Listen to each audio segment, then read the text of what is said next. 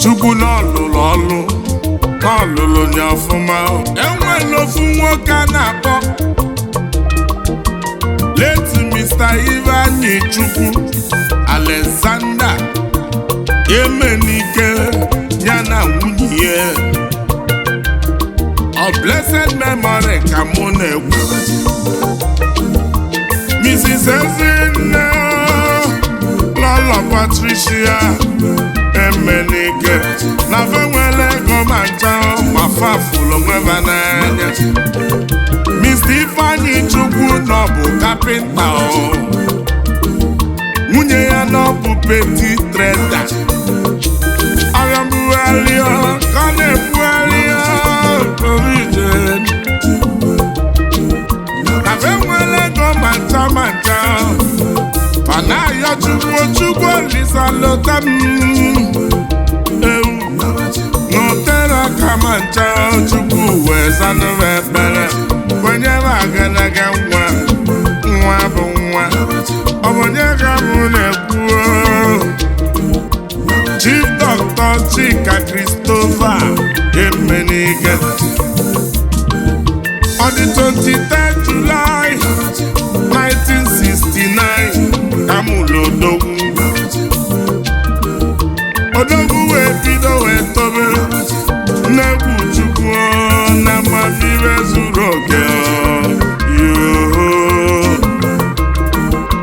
na nne na nne ya tele ya tele wee si na ọ ga-abụ odogwu na ọ ga-abụ ngozi kwenye ụwa niile Chika wee bido wee sobe ọ tara afụfụ maka na nne na nne ya nwere ego ma ncha afịa mbugharị na okpugharịrị ya ọlụka na ọlụlụ alụ ọ yiri mana ọlụjọ bụ na ọlụlụ ya enwe ebe nwoke na-azọ nwunye n'elu ụwa mana o tere aka ma ncha Chukwu wee bido ọlụ odogwu wee bido baba ike ekwu aka enu o mepee his first company nke ọkpọlụ Chitesi obere oge ego wee bataba o wetụọli anya tuchiteki osi na Chitesi wee baa ego oyibo wee karịa anya alụ ma tata o nwere kọmpini kwuru kọmpini Koteki Brisi ọkwanya na-alụ onye alụ Koteki Industrial Company ọkwanya nwunye Event Water Beverages ọkwanya nwunye Tommy Foods ọkwanya nwunye Reto Hotels and Suites ọkwanya nwunye Regime Oil and Gas ọkwanya nwunye Shofit Saloon and Spa ọkwanya nwunye Mangrove Delicious Food ọkwanya nwunye Shofit Gym and Games and the Yadi ewunya nwunye Olisa nọ n'ọlụ ije ụchakwa ntị gị na mụ ji akụkọ na mụ bụ egwu ebia ka mụ wekọrị wee bụrụ maka obere nwa Chinye mere ọgọ n'ụwa oyimo urala mụ gọrụ nwa enwere nwa nwekwa nwa ka nwa mekali bi ya kpọ ya nwa ka nwa n'ụwa ya na n'ụlọ chiri chọọ ya mma onye ga mụ na-ekwu n'ụwa Mrs. Amaka Priska emenike gwanye ọma nne m n'ụlọ ya mụọ dọkịta wee mụkwa ndị injinia wee mụọ prọfesọ nwanyị nnene ezi nwanyị mara obi dị ya ọgwa kosime onye ji mere eze ga-abụ eze anya fụrụ ugo yọrị ugo ọyịmụọ o mezuru ibe n'ala Owere Ojichukwu iwe dị ka nwanne bilie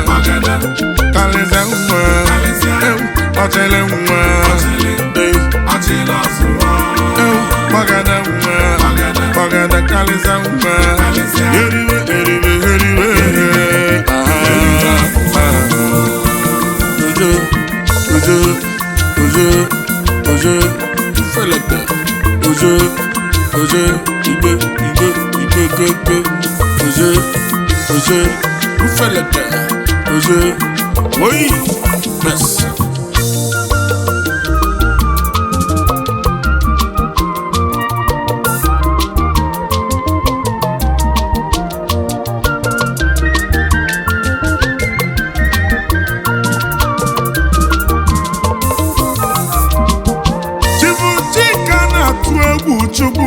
ọ bụrụ Chukwu n'anya iwe Chukwu nọ na-amasị ya n'obi n'ọbụ ya mere o ji welu akụnụba chi ji chọọ ya mma wee na-alụrụ obodo ọlụ ewu empawamenti ọkwọ na-eme eme ọtụtụ nne ya utu ka o nyere ọlụ nne na-alụ ọlụ aka ọkwọ na-akwado ha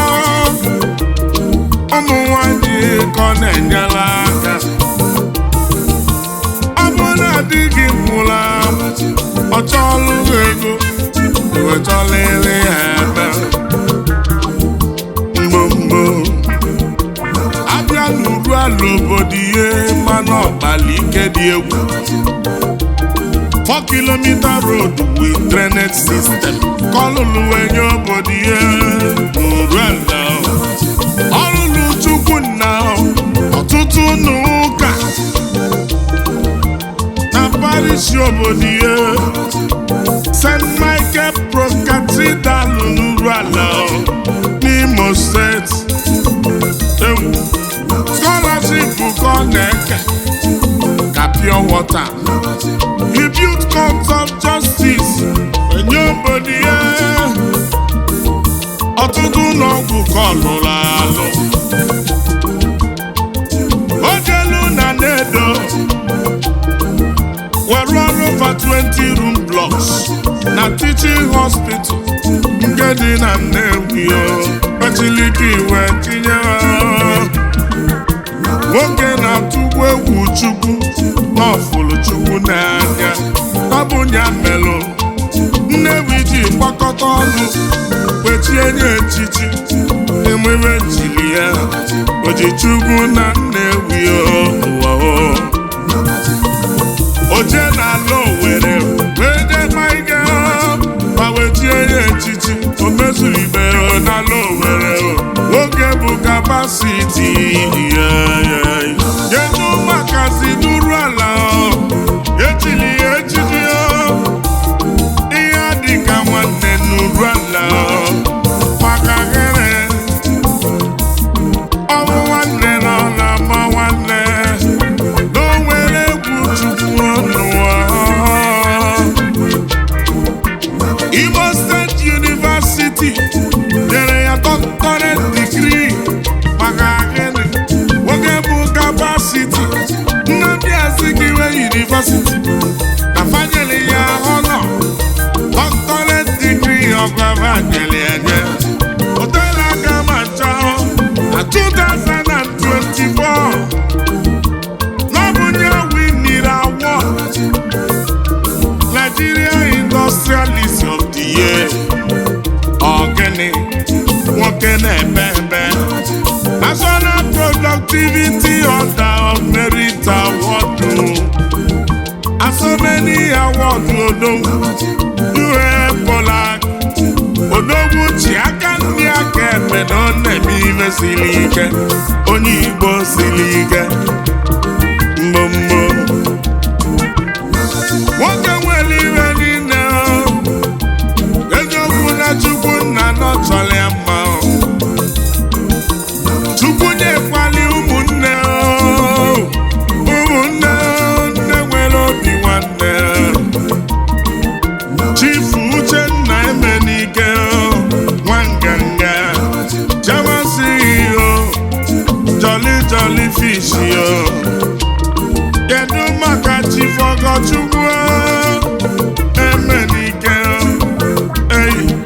Ogochukwu merụrụ ala niile Chairman CEO Sepmo Supermarket kedu maka Mrs. Obiageria Adadiora mma Obiageriago nwanyị ọma kenelu ụmụ Mrs. Nonye Anagonye ezi nwanne Chukwu na-emekwaghị Mr. Chibueze Emenike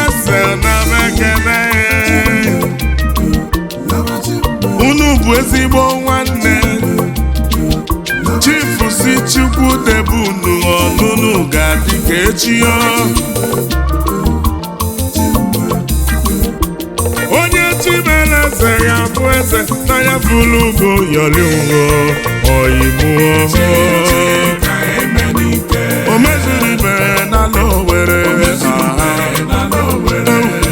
Oji Chukwu na Nnewi dịka nwanne bilie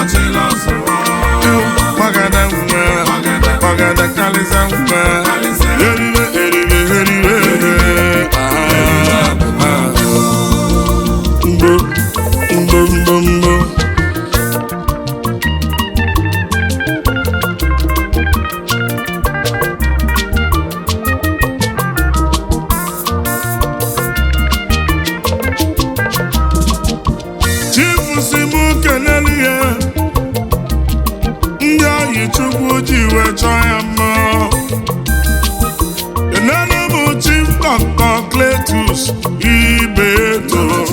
Omeka Dani Omeka Naya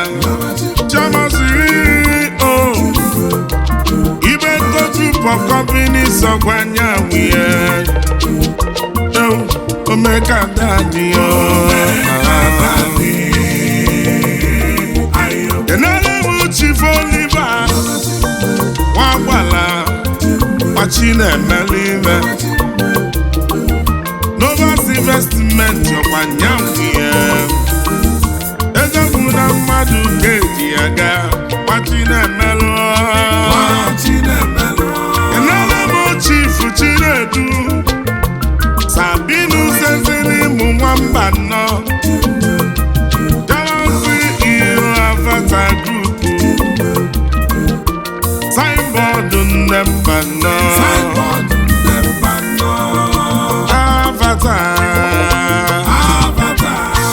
kenere m Honorable Ikenga Imo Ugochi nyere ike kwọnụ ebu member Federal House of Rep Idatọ Nọtụ Ọwanyana Galanyị Ugochi nyere Chief Doctor Innocent Chukwuma Federal Sunnewi Chief Executive Officer Innocent Group of Companies Yodogwo Hey, Federal Sun Nnewi Nalimu Honorable Francis Okeke KSG Chukwumerije Onu ya Chukwumerije Mbombo Anyị bule kene weje N'ọzụ bulu Kene nwa ka nwa Chief Kenneth Ifekudu Amala nze onye ka Chukwu nwa izizi n'ọzọ bulu Ife n'ọzọ bulu niile na mekene mmadụ ga-eji aga agbala nze Nelebu Chief Abraham Ikechukwu Ikengumuchu mighty Signboard ndị Umuchu niile Ikenga n'Umuchu mighty Nelebu Chief Henry Osinachi Olabuchi Ikenga Gberuwe Pateka Take over Ikenga Gberuwe Nelebu Chief Ambrose Yesi Wosu Nonu Mengene Okakanu Rala Chief Executive Officer Rosati Roofing Company Nwanne Chike Menike Bilia Amadu Kejiaga Okakanu Rala Iyo Onye Chimere Sega Bues Onye Bulu Koyali Ugbo Koyemo Omezuribe na Lowere Ojichukwu na Nnewi Iwa dịka nwanne Bilia